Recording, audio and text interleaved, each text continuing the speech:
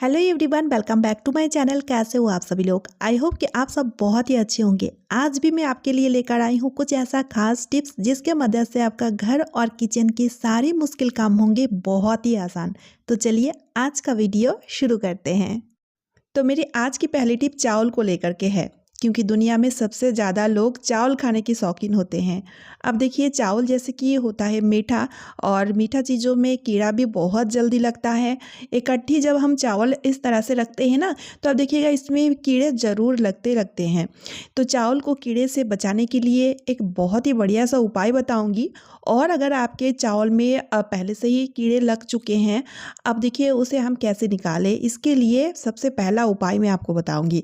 तो इसके लिए आपको क्या करना है, लेना है इस तरह का कोई सा भी ग्लास या कटोरी ले लीजिए, और उसे ना चावल के बीचों बीच इस तरह से थोड़ा दबा के रख दीजिए। उसके बाद इसमें आप डाल दीजिए विनीगर, वाइट यानी कि चाइनीज़ खानों में यूज़ होता है वो विनीगर, और इस तरह से ढक्कन लगा करके इसे कुछ घंटे के लिए ऐसे ही छोड़ दीजिए। विनीगर के स्मेल से जितने भी कीड़े होंगे ना, वो चावल के ऊपर आ जाएंगे, या फिर ये जो डिब्बी है इसके किनारों में लग जाएंगे। उसके बाद आप उन कीड़ों को बहुत ही अच्छी तरीके से निकाल सकते हो, यानी कि साफ़ कर सकते हो, क्योंकि काफ़ी घरों में ना धूप नहीं आती है। अगर आप चावलों को धूप में रखते हो तब भी अब देखिएगा कीड़े सब अपने आप निकल जाएंगे। लेकिन अगर आपके घर में धूप नहीं आती है तो आप इस तरह से कीड़ों को चावलों से निकाल सकते हो।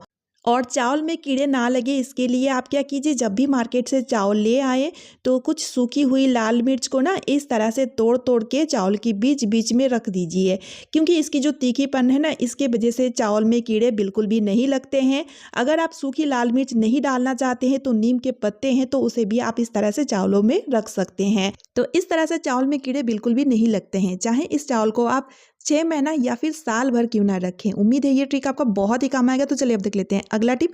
अक्सर कई बार ऐसा होता है, हम दूध बॉयल होने के लिए रखे हुए हैं और हम दूसरे कामों में बिजी हो चुके हैं, या कोई और काम हमें अचानक से याद आ चुका है। इसलिए क्या होता है, एक्सीडेंटली दूध उभर के बाहर आ जाता है। दूध बॉयल करते टाइम हमेशा ही इस तरह का दिक्कत होता है। इससे दूध का वेस्टेज तो होता ही है, साथ ही साथ गैस स्टोव और किचन प्लेटफॉर्म भी गंदा हो जाता है। वैसे तो फ्रेंड्स, आप चाहें तो इस तरह से दूध वाली बर्तन के किनारों में तेल लगा दोगे ना, तो दूध बिल्कुल भी ऊपर बाहर निकल के नहीं आएगा। लेकिन आज मैं आपको एक अलग ट्रिक बता रही हूँ। यहाँ पर हमें लेना है इस तरह का मिट्टी का दिया, और इस दिया को अच्छे से धो लीजिए, और उसके बाद ना इस तरह से दूध बॉयल होते टाइम या दूध को बॉयल होने के लिए रखे उसी टाइम इसके अंदर डाल देना है। इससे हमें 2 फायदे होंगे। पहला फ़ायदा ये होगा, जब हम इस तरह से दिए को दूध वाली बर्तन में डालते हैं तो ये तले में जाके बैठ जाता है, जिस कारण दूध जब जितना भी बॉयल हो, लेकिन ये कभी भी बाहर निकल के नहीं आएगा। और दूसरा फ़ायदा ये होता है, गाय का दूध ना बहुत लोग पीना नहीं चाहता है, क्योंकि गाय का दूध में एक अजीब सा स्मेल आता है। लेकिन जब आप इस तरह से दिए के साथ दूध को बॉयल करोगे तो दिए की जो मिट्टी वाली सौंधी सौंधी खुशबू है वो दूध में आ जाएगा, जिस कारण उस दूध को पीने में बहुत ही अच्छा लगता है। और जो गाय की दूध में जो एक अजीब सा स्मेल होता है ना, उसे मिट्टी के दिए बहुत ही अच्छी तरीके से अपने अंदर एब्जॉर्ब कर लेता है, और मिट्टी वाली जो सौंधी सौंधी सी खुशबू है उसे दूध में छोड़ देता है।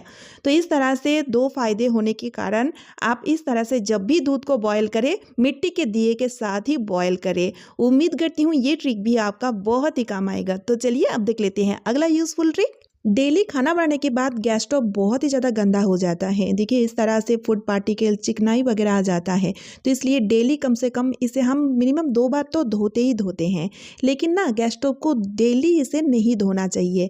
इससे क्या होता है कि गैस स्टोव में जो पाइप होते हैं ना, उसके अंदर पानी चला जाता है, जिस वजह से ना गैस स्टोव बहुत जल्दी ख़राब हो जाता है। तो इसे क्लीन करने का एक बहुत ही बढ़िया सा उपाय यहाँ पर आप ले लीजिए नमक। जी हाँ फ्रेंड्स, वही नमक जिसका इस्तेमाल हम सब्जियों में लेते हैं। तो पहले आप क्या कीजिए, इस तरह से नमक का छिड़काव गैस स्टोव में अच्छी तरीके से कर दीजिए। नमक में होता है बहुत ही बढ़िया सा क्लीनिंग एजेंट, बहुत बढ़िया सा क्लीनर होता है। और यहाँ पर देखिए हम क्या करेंगे, इस तरह से ले लेंगे किचन टॉवेल, और उसके बाद देखिए हल्के से रब करेंगे। तो इससे आप देखिएगा जो भी फूड पार्टिकल या सूखी हुई जो भी दाल या जो भी ग्रेवी वगैरह रहेगा ना, वो भी अच्छी तरीके से साफ़ हो जाते हैं। साथ ही साथ जो भी चिकनाई रहते हैं वो भी अच्छी तरीके से क्लीन हो जाता है। बस इस तरह से हल्के हल्के से आप रब कीजिएगा। लेकिन भूल कर भी यहाँ पर हम डिटर्जेंट पाउडर या कोई भी सोप का इस्तेमाल नहीं करेंगे, सिर्फ नमक के मदद से ही क्लीन कर लेंगे। बहुत ही बढ़िया तरीके से ये क्लीन हो जाता है, जैसे कि यहाँ पर आप देख सकते हो। तो जब इस तरह से जितने भी चिकनाई या जो भी ग्रेवी या फूड पार्टिकल है वो जब क्लीन हो जाए ना, तो आप क्या कीजिए, ले लीजिए एक बाउल में पानी। ठीक है, अब पानी से इसे हम सिंपली पोंछ लेंगे। पानी से यहाँ पर हमें धोना नहीं है, कुछ इस तरह से इसे मतलब इस कपड़े को पानी से गीला करके पोंछ लेंगे तो गैस स्टोव बहुत ही बढ़िया तरीके से अच्छे से क्लीन हो जाएगा। और इस तरह से गैस स्टोव को पानी से धोना भी नहीं पड़ेगा, लेकिन गैस स्टोव अच्छे से क्लीन हो जाएगा, गैस स्टोव का कोई नुकसान भी नहीं होगा। साथ ही साथ इस तरह से आपका काम भी आधा हो जाएगा। उम्मीद है ये ट्रिक आपका बहुत ही काम आएगा। तो चलिए अब देख लेते हैं अगला यूजफुल ट्रिक, पुरानी फटी हुई सॉक्स का एक बहुत ही बढ़िया सा इस्तेमाल। सबसे पहले इसकी जो ऊपर वाली पार्ट है, देखिए ये फटी हुई सॉक्स ही मैंने लिया है और इसकी जो ऊपर वाली पार्ट है ना, इसे हम कट कर लेंगे। ठीक है, इसे कट करने के बाद इसे मैं अलग उठा के रखूंगी, इसका यूज़ मैं आपको बाद में बताऊंगी। लेकिन उससे पहले ये जो बड़ी वाली सॉक्स है, देखिए इसकी जो नीचे वाली पार्ट है ना, इसे हम काट लेंगे। ठीक है, तो देखिए इसे कुछ इस तरह से इसकी नीचे वाली पार्ट को काटने के बाद ना इसकी दोनों साइड में 2 माउथ बन के तैयार हो जाएगा और इसका इस्तेमाल लेंगे हम मिक्सी जार में। कई बार ऐसा होता है मिक्सी जार का ढक्कन लूज हो जाता है, उस केस में जो भी हम इस जार में पीसते हैं, चाहे लिक्विड वाला कोई भी चीज़ या घी के लिए मक्खन बनाते हैं या फिर स्मूदी वगैरह बनाते हैं, तो वो नीचे की तरफ बाहर निकल मतलब लीक हो जाता है, जिस कारण क्या होता है मिक्सी जार के साथ साथ जो हमारे मिक्सर ग्राइंडर होता है ना, वो भी गंदे हो जाते हैं। तो उस केस में आप क्या कीजिए, इस तरह का जार अगर आपके पास भी हो कि ढक्कन लूज हो चुका है, तो आप ना उसे इस तरह से ये जो कटी हुई सॉक्स है इसे पहना दीजिए। मतलब जो भी चीज़ आप पीसेंगे ना, उससे पहले इस तरह से सॉक्स को पहना के उसके बाद ये आप जो भी चीज़ पीसना चाहते हैं पीसिएगा। इससे ये होता है जो भी थोड़ी बहुत चीज़ लीक होता है ना, उसे सॉक्स बहुत ही बढ़िया तरीके से एब्जॉर्ब कर लेता है। उसके बाद आप सॉक्स को धो लीजिए। है ना कितना यूजफुल सा ट्रिक, जिससे कि आपका मिक्सी जार या फिर मिक्सर ग्राइंडर बिल्कुल भी गंदे नहीं होते हैं। अब जो दूसरा पार्ट इसका मैं कट करके अलग करके रखी थी ना, उसका यूज़ देखिए। मिक्सर ग्राइंडर का जो वायर है उसे समेटने के लिए इसका इस्तेमाल करेंगे, लेकिन कैसे, चलिए मैं आपको दिखाती हूँ। इस तरह से वायर किचन में फैला हुआ रहता है जो बहुत ज़्यादा मैसी दिखता है हमारे किचन, तो इसे समेटने के लिए इस तरह से वायर को आप अच्छी तरीके से फोल्ड कर लीजिए। उसके बाद सॉक्स की मदद से वायर को बांध लीजिए, इससे कि वायर बिल्कुल भी इधर उधर फैला हुआ नहीं रहेगा और बढ़िया तरीके से देखिए पुराने सॉक्स का भी हमारा यूज़ हो जाता है। तो मिक्सर ग्राइंडर या मिक्सी जार में यूज़ हम इस तरह से पुराने सॉक्स का ले सकते हैं। और अब मैं आपको बताऊंगी कान से जुड़ी एक बहुत ही यूज़फुल सा ट्रिक। हम सभी लेडीज़ इस तरह से ईयरिंग पहनना बहुत पसंद करते हैं, तो इस तरह से देखिए हेवी हेवी झुमके या फिर हेवी ईयरिंग हम पहन लेते हैं। देखने में अच्छे तो लगते हैं, लेकिन होता क्या है, इस तरह का हेवी ईयरिंग पहनने के वजह से कान का छेद काफ़ी हद तक बड़ा हो जाता है। कुछ लोगों की कान का छेद जो है ना, बड़ा होकर ना कान फट जाते हैं।